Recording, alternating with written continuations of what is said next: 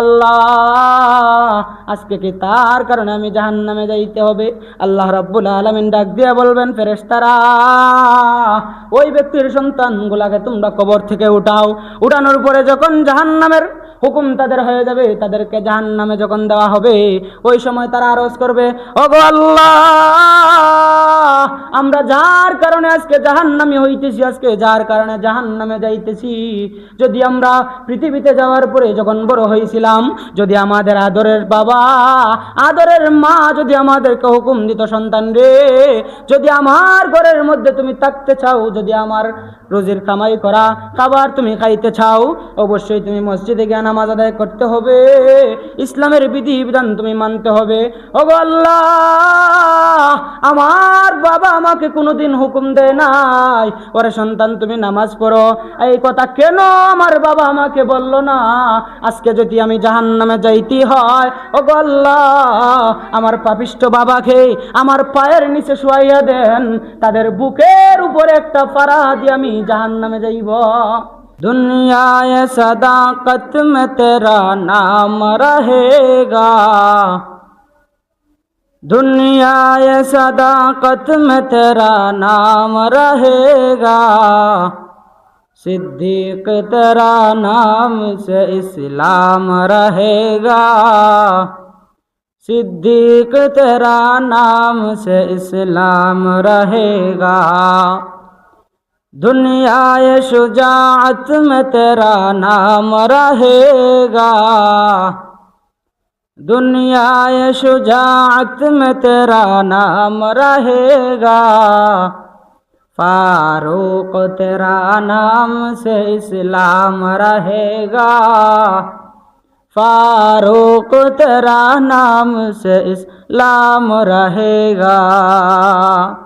আমরা জানি মহানবী মুহাম্মদুর রাসূলুল্লাহ সাল্লাল্লাহু আলাইহি ওয়াসাল্লামকে আল্লাহ রাব্বুল আলামিন এই রজব মাসের মধ্যেই দুনিয়া থেকে নিয়ে সিদরাতুল মুনতাহা পর্যন্ত আরশে মুআল্লা ভ্রমণ করিয়েছিলেন। মেরাজের রজনীতে এই রজব মাসে আল্লাহ রাব্বুল আলামিন মেরাজকে সংগঠিত করেছিলেন। নবী মুহাম্মদুর রাসূলুল্লাহ সাল্লাল্লাহু আলাইহি ওয়াসাল্লামকে হাতিমে কাবার থেকে নিয়ে এক রাতের ভিতরে প্রথম আসমান, দ্বিতীয় আসমান, তৃতীয়, চতুর্থ, পঞ্চম, ষষ্ঠ, সপ্তম আসমান পর্যন্ত নিয়ে সিদরাতুল মুনতাহা আরশে মুআল্লা পর্যন্ত ভ্রমণ করাইলেন। এই মাসটাও ছিল আপনার আমার কাছ থেকে যেই মাস অতিবাহিত হইতেছে রজব মাস। এরা হাজিরিন, এইদিকে রজব মাসের দাম আছে কি নাই? রজব মাসের দাম বড় বরকতি দাম, যেই মাসের মধ্যে আল্লাহ রাব্বুল আলামিন নবীজির মুআজিজা হিসাবে মেরাজ শরীফ নবীজিকে দান করেছিলেন, মেরাজের রজনীতে নবীজিকে দাওয়াত করে ভ্রমণ করাইছিলেন। এরা হাজিরিন, মেরাজের রজনীতে রাহমাতুল্লিল আলামিন যাওয়ার পরে ওই সময় তার গুনাহগার উম্মতদেরকে ভুলেন নাই। কবি বলেন, মেরাজ কি হামারা নবী সবআ সামাওয়াত, मेराज की हमारा नबी सबअ समावात, नहीं बुलाओ हाँ नबी हम गुनाहगार उम्मत, नहीं बुलाओ हाँ नबी हम गुनाहगार उम्मत। ও মুসলমান, আল্লাহর পয়গম্বর দুনিয়া থেকে ভ্রমণ করা শুরু করে আরশে মুআল্লা সিদরাতুল মুনতাহা পর্যন্ত গেলেন। এইখানে যাওয়ার পরেও, ষষ্ঠ আকাশের উপরে ওঠার পরেও তার গুনাহগার উম্মতদেরকে বলেন নাই।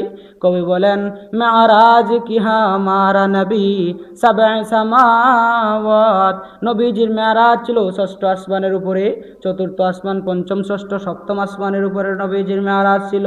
নেহি বুলাও হা নবী হাম গুনাহগার উম্মত, রাসূল সপ্তম আসমানের উপরে যাইয়াও তার গুনাহগার উম্মতদেরকে বলেন নাই। বলেন না সুবহানাল্লাহ। তারা হাজিরিন, গত সপ্তাহে আলোচনা করছিলাম মেরাজের বিস্তারিত আলোচনা। আল্লাহ রাব্বুল আলামিন যদি বাঁচান আগামী জুমায় আলোচনা করার চেষ্টা করব। ওমা তৌফিক ইল্লা বিল্লাহ। গত সপ্তাহে আলোচনা করেছিলাম খাঁটি মুমিন কারা, প্রকৃত মুমিন কারা, তার মধ্যে একটা গুণ আপনাদের সম্মুখে পেশ করছিলাম। সময় সংক্ষিপ্ত থাকার কারণে গত সপ্তাহে 5টা গুণ একে একে আলোচনা করতে পারি নাই। আজকে যদি আল্লাহ রাব্বুল আলামিন তৌফিক দেন তাহলে আয়াতগুলোকে সামনে রেখে অতি স্বল্প সময় সংক্ষেপে আলোচনা করার চেষ্টা করব। ওমা তৌফিক ইল্লা ইল্লা বিল্লাহ। প্যারা হাজিরিন, সরাসরি আমরা কোরআনুল কারীমের আয়াতের মধ্যে চলে আসি। আল্লাহ রাব্বুল আলামিন বলেন, ইন্নামাল মুমিনুনা আল্লাযীনা ইযা যুকিরাল্লাহ ওয়াজিলাত কুলুবুহুম ওয়া ইযা তুলিয়াত আলাইহিম আয়াতুহু যাদাতুহুম ঈমানা। আল্লাহ রাব্বুল আলামিন সূরা আনফালের 2 নং আয়াতের ভিতরে বলেন, মুমিনের 1 নম্বর গুণ হইল তাদের সামনে যদি আমি আল্লাহ রাব্বুল আলামিনের জিকির করা হয়, আমি আল্লাহর নাম স্মরণ করা হয়, তাদের হৃদয়টা তাদের হৃদয়ে একটা আল্লাহর প্রতি, আমার প্রতি একটা ভয় সৃষ্টি হয়, ভয়ে প্রকম্পিত হয়। এই বিষয়ে বিস্তারিত আলোচনা করছিলাম। জিকির কারে কয়, জিকির কি করা দরকার, জিকির করলে ফায়দা কি, জিকির করলে লাভ কি, গত সপ্তাহে বিস্তারিত আলোচনা করছি। আজকে আপনারা 2 নম্বর আলোচনা থেকে নিয়ে 5 নম্বর পর্যন্ত আলোচনা করব ইনশাআল্লাহ। 2 নম্বর আল্লাহ রাব্বুল আলামিন বলেন, ওয়া আলা রাব্বিহিম ইয়াতাওয়াক্কালুন। আল্লাহ বলেন মুমিন তো তারাই যারা সর্ব অবস্থায় সব সময় আমি আল্লাহ রাব্বুল আলামিনের উপর ভরসা করবে। আপনারা বলেন তো ভরসা করার মালিক কে? একমাত্র আল্লাহ। কারণ আল্লাহ রাব্বুল আলামিন এক ও দ্বিতীয়, তার কোনো মুখাপেক্ষী নাই, তার সমান কেউ নাই, তার না আছে কোনো সন্তান, না আছে কোনো মেয়ে, কোনো জাতের কোনো শরীকদার আল্লাহ রাব্বুল আলামিনের নাই। যে আল্লাহ আপনাকে আমাকে পাঠাইলেন বড় আদর করে মায়া করে, আপনাতে আল্লাহ তুমি বানাইয়া কেমনে দিবাই জাহান্নামে পালাইয়া, তওবা করে আবার তওবা ভাঙ্গিলাম, অবশেষে খাঁটি তওবা করিলাম। আল্লাহ তুমি যদি মাফ না করো আল্লাহ বান্দারে, বলো বলো বান্দা যাবে কার দ্বারে। আল্লাহ স্যার আর কারো কাছে যাওয়ার সুযোগ আছে আপনার আমার? একমাত্র আল্লাহ রাব্বুল আলামিন ছাড়া আপনার আমার কারো কাছে যাওয়ার সুযোগ নাই। এই জন্য আল্লাহ রাব্বুল আলামিন পবিত্র কোরআনের সূরা আনফালের 2 নং আয়াতের শেষাংশে বলেন, ওয়া আলা রাব্বিহিম ইয়াতাওয়াক্কালুন। আল্লাহ বলেন প্রকৃত মুমিন তারাই হবে যারা সব সময় সর্ব অবস্থায় আমি আল্লাহ রাব্বুল আলামিনের উপর ভরসা রাখে। তারা হাজিরিন, আমরা কি শুধু একজন মানুষের জীবন কয়েক ধাপ অতিবাহিত হয়? অনেক মানুষ আছে জীবনের শুরুতে বড় সুখী থাকে, কিন্তু আল্লাহ রাব্বুল আলামিন তাকে পরীক্ষা স্বরূপ একটু বিপদের মধ্যে ঠেলে দেন, একটু অভাবগ্রস্তের মধ্যে তারে ফালান, যাতে আমার বান্দা আমার উপর ভরসা ঠিক রাখতে পারে কিনা। তারা হাজিরিন, আপনারা বলেন, আপনারা যারা বয়স্ক লোক আছেন, আপনাদের জানা মতো আপনাদের নিজস্ব চৌকে দেখা একজন ব্যক্তির কি তার যদি 60 থেকে 70 বছরের হায়াত পায়, তার 70 বছরের জিন্দগি এক তালে অতিবাহিত হয়? এক তালে অতিবাহিত হয় না। আজকে হতে পারে আমি লাখ টাকার মালিক, আগামীকালকে হতে পারি আমি আমি 0 টাকার মালিক। প্যারা হাজিরিন, কবি বলেন, সকালবেলার ধনী রে তুই ফকির সন্ধ্যাবেলা, সন্ধ্যাবেলার ধনী রে তুই ফকির সন্ধ্যাবেলা। প্যারা হাজিরিন, আজকে আমি ধনী, কালকে ফকির হইতে পারি। এই জন্য শুধু আপনার আমার যখন জীবনটা বড় বিন্দাসের মতন চলে, যখন জীবনটা বড় খুশিতে অতিবাহিত করতেছি, ওই সময় খুশির পড়তে পড়িরা আল্লাহ রাব্বুল আলামিনের উপর ভরসা করা না বিপদের মধ্যেও ভরসা করা দরকার। যারা হাজিরিন, আমরা দেখি আজকে একজন মানুষ যদি বড় খুশি হয়, বড় সুখে থাকে, আগামীকালকে যখন ওই ব্যক্তি অভাবগ্রস্তের মধ্যে পড়ে, ঋণের মধ্যে পড়ে, তার কোনো ব্যক্তি যখন মৃত্যুবরণ করে, তার কোনো আপনজন তোকে দুনিয়ার থেকে বিদায় নিয়ে যায়, ওই সময় ওই ব্যক্তি ডাক দিয়ে বলে, আল্লাহ শুধু খালি আপনি কি আমাকে দেখছেন? আমার আপনজনকে নিয়ে গেছেন, আমার সম্পত্তি নিয়ে গেছেন, আমার সন্তান নিয়ে গেছেন, শুধু আপনি আমাকেই দেখলেন। প্যারা হাজিরিন, এই কথাগুলা বলার সাথে সাথে কিতাবের মধ্যে লেখা হয় যে এই ব্যক্তি তার জবান থেকে কথাগুলা বাহির করলো, সাথে সাথে তার ঈমানও চলে যায়। যারা হাজিরিন, এই জন্য আপনি আমি সুখে থাকি, দুঃখে থাকি, কষ্টে থাকি আর লাঞ্ছনায় অবমাননায় থাকি, সর্ব অবস্থায় ভরসা করার মালিক কে? আল্লাহ। যারা হাজিরিন, সংক্ষিপ্তভাবে আলোচনা করতেছি। 3 নম্বরে আল্লাহ রাব্বুল আলামিন বলেন, আল্লাযীনা ইউকিমুনাস সালাহ। 3 নম্বর আল্লাহ রাব্বুল আলামিন বলেন, প্রকৃত মুমিন হইল তারাই যারা নামাজ কায়েম করে। তারা হাজির নামাজ কায়েম করা। আল্লাহ রাব্বুল আলামিন নামাজ পড়ার কথা বলেন নাই, রাসূলকে বলছেন, রাসূল আমার আপনি নামাজ কায়েম করেন। রাসূলকে 4 কাজ দিয়ে পাঠাইছিলেন। 1 নম্বর কাজ, রাসূল আপনি তেলাওয়াত করেন, আপনার প্রতি যেই কিতাব আমি নাজিল করলাম ওই কিতাব থেকে আপনি তেলাওয়াত করেন। 2 নম্বর কাজ, রাসূল আপনি ইসলামের দাওয়াত দেন। 3 নম্বর কাজ, রাসূল আপনি নামাজ প্রতিষ্ঠা করেন। 4 নম্বর কাজ দিয়ে পাঠাইছিলেন, রাসূল আপনি হেদায়েতের বয়ান দেন। 4টা কাজ রাসূলকে খুশুসিভাবে আল্লাহ রাব্বুল আলামিন নির্ধারণ করে দুনিয়াতে পাঠাইছেন। তার মধ্যে 3 নম্বর কাজ হলো রাসূল নামাজ প্রতিষ্ঠা করেন, নামাজ কায়েম করেন। নামাজ কায়েম করা ছাড়া কোনো ব্যক্তি মুমিন হতে পারে নাই। আমি হতে পারি হুজুর, হতে পারি আমি টাইটেল পাস করে মাস্টার পাস করে আমি মৌলানা হয়েছি, কিন্তু আমি যদি নামাজ কায়েম না করি আমিও প্রকৃতপক্ষে মুমিন না। হতে পারে আমি আপনাদের ইমামতি করি, আপনারা আমার পিছনে নামাজ পড়েন, তারপরেও যদি আমি নামাজ ভালো করে কায়েম করতে না পারি আমি মুমিন না। তারা হাজিরিন, এই জন্য নামাজ কায়েম করতে হবে। নামাজ কায়েম করতে হলে কি করতে হবে? সর্বপ্রথম নিজে নামাজ পড়তে হবে, সন্তানকে নামাজের প্রতি আকৃষ্ট করতে হবে। যারা আপনার আমার অধীনস্থ আছে তাদেরকে জোরপূর্বক হইলেও মসজিদে এনে তাদেরকে নামাজ শিক্ষা দেওয়া আপনার আমার উপর ফরজ। তারা হাজিরিন, মুমিনের 3 নম্বর গুণ আল্লাহ বলেন, রাসূল আমার আপনি জানান, উলাইকা হুমুল আল্লাযীনা ইউকিমুনাস সালাহ, যারা নামাজ কায়েম করে। এই জন্য আপনি আমি যারা প্রাপ্তবয়স্ক আছি, নামাজ আপনার আমার উপর ফরজ। অবশ্যই অবশ্যই 5 বেলা নামাজের মধ্যে আইসা মসজিদে আইসা আল্লাহর কুদরতি কদমে সেজদা দেওয়া আপনার আমার উপর ফরজ। তারা হাজিরিন, বলতে পারেন হুজুর আমি তো আমার ব্যক্তিগত জিন্দেগি পালন করলাম নামাজ পড়ে। আল্লাহ রাব্বুল আলামিন অন্য আয়াতে বলছেন, মুমিন বান্দাগুলা শুনো, আমার বান্দা বান্দিরা তোমরা শুনো, তোমরা সর্বপ্রথম জাহান্নামের আগুন থেকে বাঁচবা, তারপরে তোমাদের আল আওলাদ সবাইকে বাঁচাইবা, তারপরে পরিবারকে বাঁচাইবা, তারপরে সমাজের সব মানুষকে বাঁচাইবা। সর্বপ্রথম নিজে জাহান্নামের আগুন থেকে বাঁচা, তারপরে আপনার অধীনস্থ যারা আছে সবচাইতে ঘনিষ্ঠ ব্যক্তি হতে পারে আপনার স্ত্রী, হতে পারে আপনার সন্তান, সবাইকে আপনার উপর ফরজ তাদেরকে জাহান্নামের আগুন থেকে বাঁচানো। যারা হাজিরিন, জাহান্নামের আগুন থেকে বাঁচানোর সবচাইতে বড় পদ্ধতি, সবচাইতে বড় কাজ, সবচাইতে বড় মাধ্যম হইল নামাজের মধ্যে তাদেরকে লাগাই দেওয়া, ছোট ছোট বাচ্চাদেরকে নামাজের তাগিদ দেওয়া। রাসূল আকরাম সাল্লাল্লাহু আলাইহি ওয়াসাল্লাম বলছেন, মুরু আওলাদাকুম বিসসালাহ, ও মুমিন বান্দাগুলা, ও আমার উম্মতের দল, তোমরা তোমাদের বান্দাদেরকে, তোমরা তোমাদের সন্তানদেরকে নামাজের জন্য তাগিদ দাও, নামাজের জন্য শাসন করো। রাসূল অন্য হাদিসের মধ্যে বলছেন, তোমাদের সন্তান যখন 7 বছরের হয়ে যায় তাদেরকে তোমরা নামাজের হুকুম দাও। প্রিয় হাজিরিন, 7 বছর বয়সে যদি নামাজ পড়তে হয় তাহলে নামাজ শিক্ষা করা, নামাজের বিধিবিধান শিক্ষা করা, নামাজের মাসলা মাসাইল শিক্ষা করা 7 বছরের আগে না পড়ে? অবশ্যই 7 বছরের আগের বাচ্চাদেরকে নামাজের পরিপূর্ণ মাসলা মাসাইল শিক্ষা দেওয়া আপনি বাবার উপর ফরজ, আপনি মার উপর ফরজ। কারণ রাসূল আকরাম সাল্লাল্লাহু আলাইহি ওয়াসাল্লাম বলছেন, তোমরা তোমাদের সন্তানগুলোকে 7 বছরের সময় নামাজের প্রতি দাবিত করো, নামাজের হুকুম দাও। প্যারা হাজিরিন, বলতে পারেন হুজুর 7 বছরের বাচ্চা তো কিছু বুঝে না, কিন্তু আপনার 7 বছরের বাচ্চা থেকে দেখা যায় সকালবেলা কেজি স্কুলে পাঠাইতে পারেন, সেখানে গিয়া কি শিখে?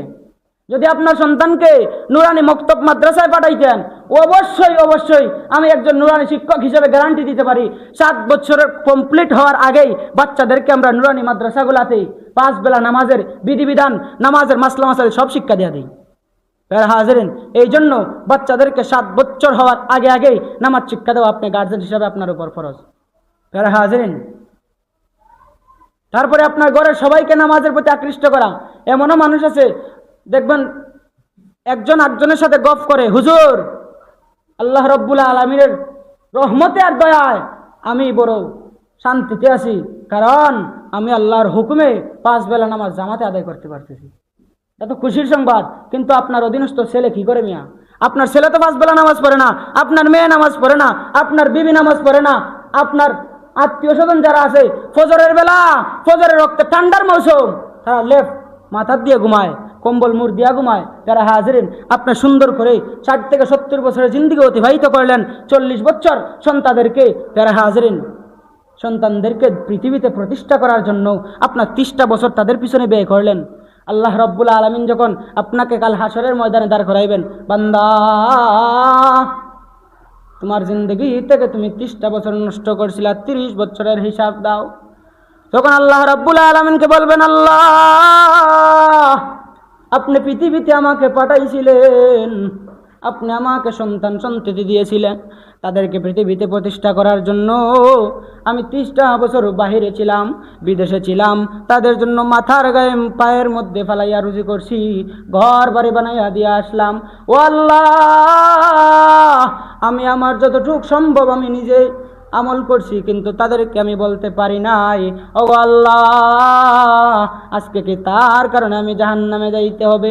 আল্লাহ রাব্বুল আলামিন ডাক দিয়া বলবেন, ফেরেশতারা, ওই ব্যক্তির সন্তানগুলাকে তোমরা কবর থেকে উঠাও। উঠানোর পরে যখন জাহান্নামের হুকুম তাদের হয়ে যাবে, তাদেরকে জাহান্নামে যখন দেওয়া হবে, ওই সময় তারা আরজ করবে, ওগো আল্লাহ,